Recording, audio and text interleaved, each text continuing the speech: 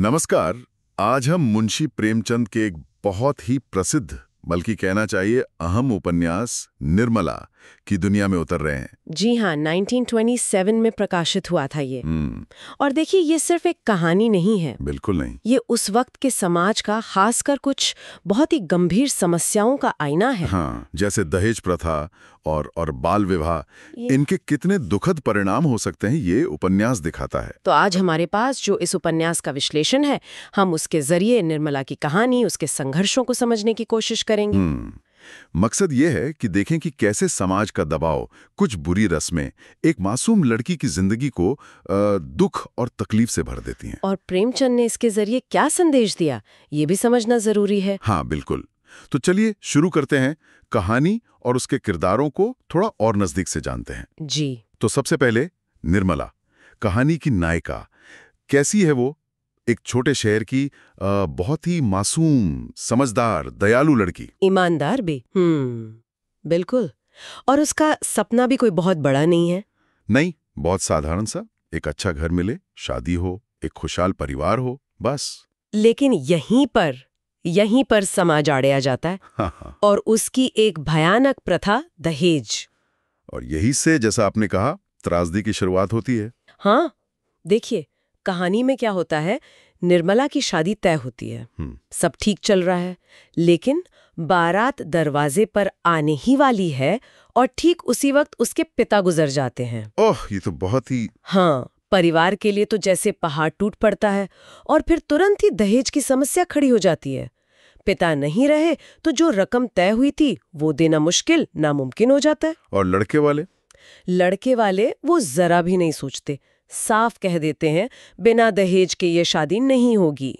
मतलब कोई लिहाज नहीं, कोई हमदर्दी नहीं।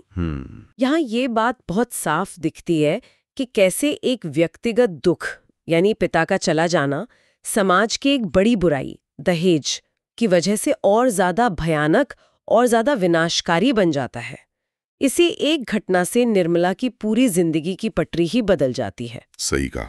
पिता की मौत और दहेज न दे पाना, ये दोनों चीजें मिलकर निर्मला को एक ऐसी जगह खड़ा कर देती हैं जहां से उसकी जिंदगी बस दुख और समझौते का रास्ता पकड़ लेती है। जी। उसकी माँ जाहिर है बेबस है, लाचार है, और वो अपनी बेटी निर्मला की शादी एक 45 साल के विधुर वकील तोताराम से कर देती हैं। हाँ, कहीं कहीं शायद नाम तोतक राय भी मिलता है, पर किरदार यही है, एक अधेड़ उम्र का विधुर। जरा सोचिए, निर्मला खुद मुश्किल से 15 या 16 साल की एक बच्ची, और उसका पति उससे उम्र में लगभग 3 गुना बड़ा। ये तो सीधे सीधे बाल विवाह हुआ ना। उस वक्त की एक और बहुत बड़ी सामाजिक बुराई। बिल्कुल। ये निर्मला के लिए कितना बड़ा सदमा रहा होगा। एक लड़की जिसके अपने कुछ सपने रहे होंगे, उसे एक अधेड़ उम्र के आदमी से ब्याह दिया गया। क्यों? सिर्फ इसलिए कि परिवार दहेज नहीं दे सका। हाँ, और ये सिर्फ उम्र का फासला नहीं था। नहीं, बिल्कुल नहीं। ये तो जैसे दो अलग दुनियाओं को, दो पीढ़ियों को जबरदस्ती एक साथ बांध देना था।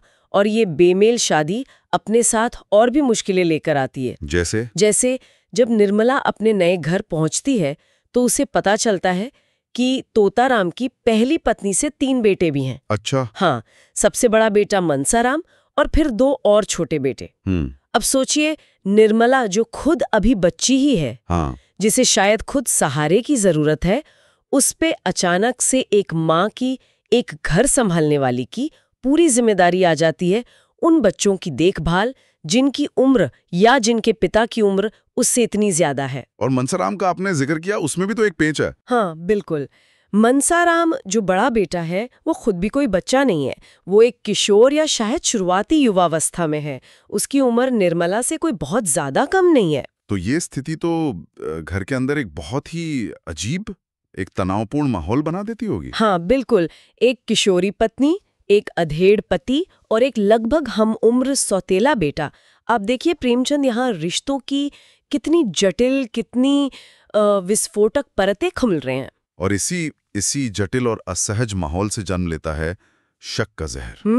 तोताराम, जो शायद खुद भी अपनी उम्र और अपनी कम उम्र पत्नी के इस फासले से थोड़ा असहज है, उसके मन में निर्मला और अपने बड़े बेटे मनसाराम को लेकर शक पैदा होने लगता है। और ये शक पूरी तरह बेबुनियाद होता है। हाँ बिल्कुल बेबुनियाद, लेकिन ये धीरे धीरे बढ़ता जाता है।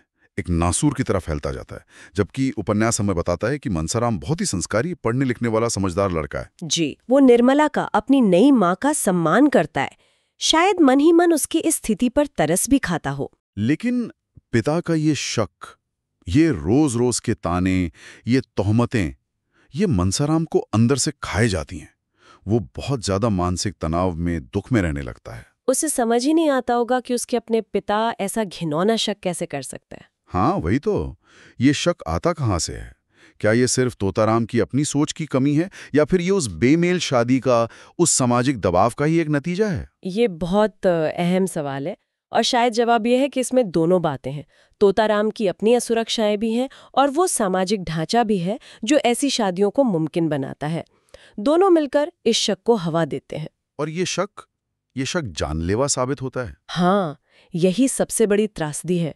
लगातार अपमान, पिता का ये शक भरा बर्ताव, ये जो मानसिक यंत्रणा है, इसके कारण मनसाराम की तबीयत बिगड़ने लगती है।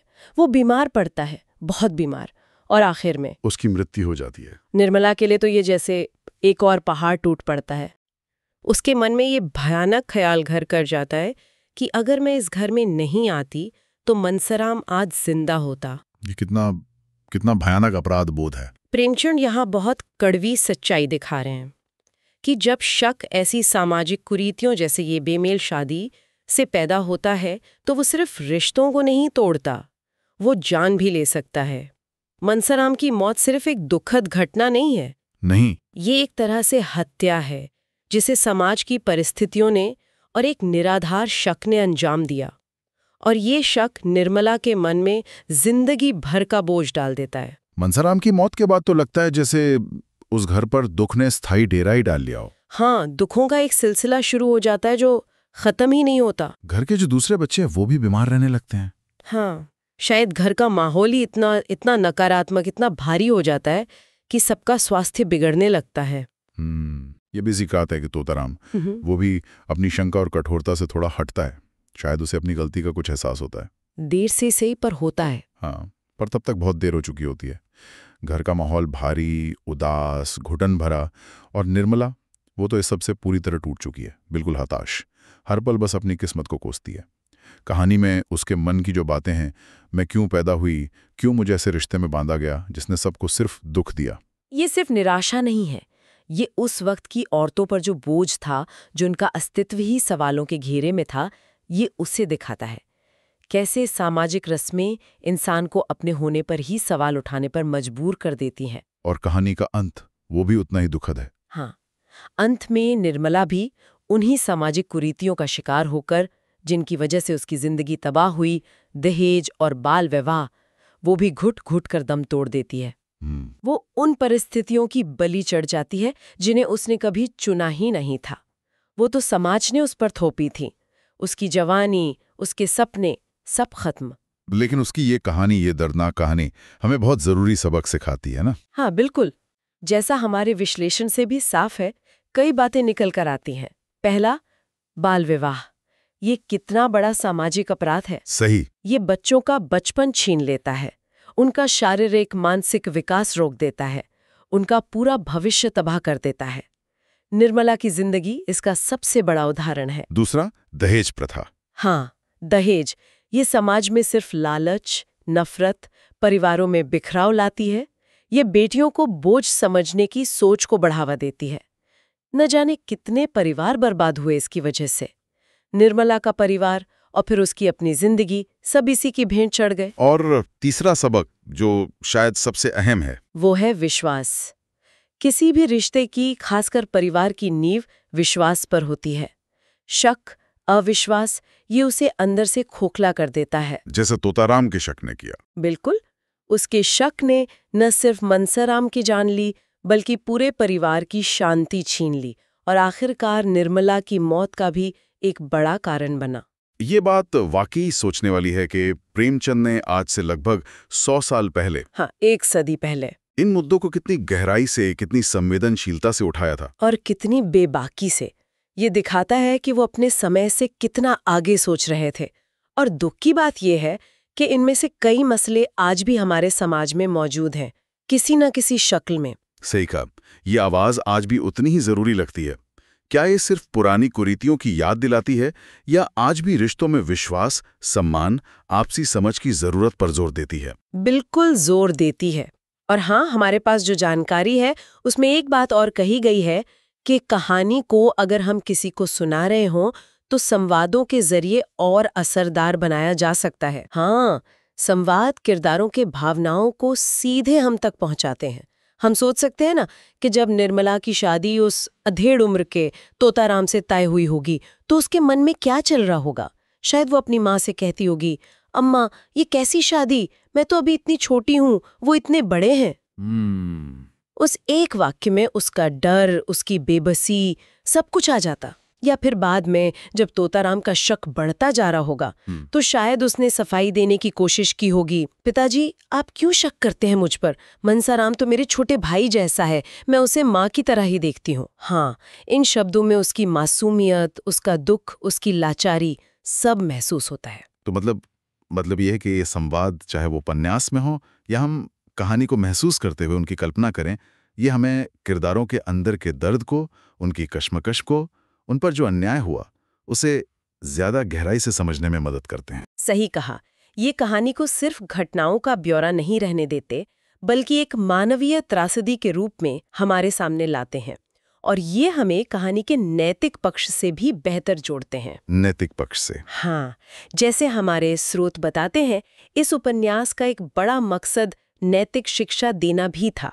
समाज को ये समझाना कि दहेज और बाल विवाह सिर्फ बुरी रस्में नहीं है, ये अन्याय है, ये अमानवीय है, ये मानवीय मूल्यों के खिलाफ हैं। बिल्कुल, ये प्रथाएं जैसा निर्मला की कहानी दिखाती है, ये सिर्फ गैर कानूनी आज के हिसाब से नहीं है, ये जिंदगियां बर्बाद करती हैं, परिवार तोड़ती हैं, समाज को पीछे ले जाती हैं। और अगर हम आज के संदर्भ में बात करें तो ये बात और भी जरूरी हो जाती है। देखिए, कानून तो बन गए हैं, बाल विवाह अपराध है, दहेज लेना देना अपराध है, लेकिन सवाल ये है कि क्या सोच पूरी तरह बदल गई है? ये बड़ा सवाल है। क्या आज भी हमारे समाज के कुछ हिस्सों में परंपरा के नाम पर, इज्जत के नाम पर लड़कियों पर कम उम्र में शादी का दबाव नहीं आता? क्या आज भी दहेज का लेन देन, भले उसका नाम या रूप बदल गया हो, पूरी तरह बंद हो गया है? शायद नहीं। और क्या आज भी रिश्तों में शक और अविश्वास, चाहे वो पति पत्नी के बीच हो या परिवार के दूसरे सदस्यों के बीच, अपनी जगह नहीं बना लेते? प्रेमचंद का निर्मला हमें इन्हीं सवालों पर सोचने को मजबूर करता है।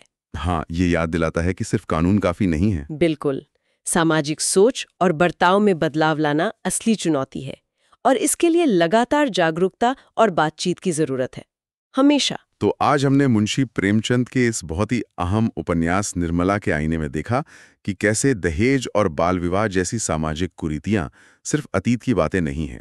ये दिखाती हैं कि कैसे सामाजिक दबाव, शक, अविश्वास और बातचीत की कमी एक अच्छी भली जिंदगी की संभावना को भी दुख और त्रैजेडी में बदल सकती है। हाँ, निर्मला की कहानी शक, मजबूरी और समाज की जकड़न की एक ऐसी दर्दनाक तस्वीर है जो आज भी हमें अंदर तक हिला देती है। और ये कहानी ये भी साबित करती है कि साहित्य सिर्फ मनोरंजन नहीं होता। नहीं, बिल्कुल नहीं। महान साहित्य अपने समय का दस्तावेज होता है, समाज का एक्सरे होता है।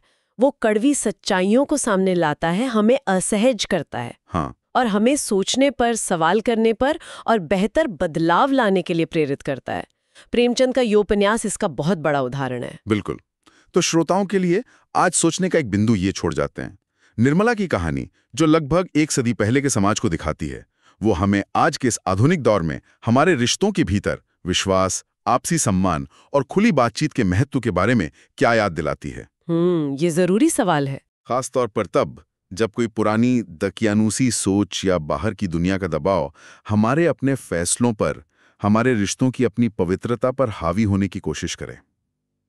आज की इस भागदौड़ भरी जिंदगी में जहां शायद बातचीत कम हो रही है, क्या हम अनजाने में ही अपने रिश्तों में शक और दूरियों को जगह तो नहीं दे रहे? इस पर जरूर सोचिएगा।